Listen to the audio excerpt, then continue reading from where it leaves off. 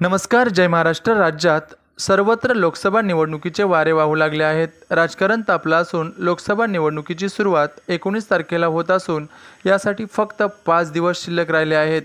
भाजपने पुन्हा operation lotus जरी सुरू केले असले तरी सद्यस्थितीत भाजपला ऐन लोकसभा निवडणुकीच्या तोंडावर मोठा धक्का बसला आहे.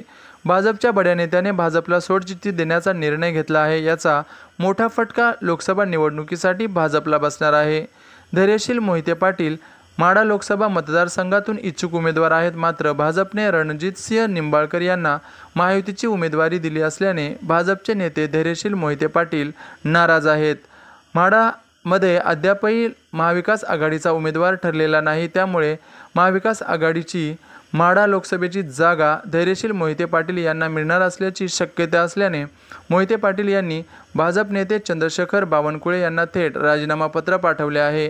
ऐन लोकसभा निवडणुकीच्या तोंडावर भाजपच्या या बड्या नेत्याचा राजीनामा भाजपसाठी डोकेदुखी ठरणार असल्याने हा भारतीय जनता पक्षाला मोठा धक्का मानला जात आहे.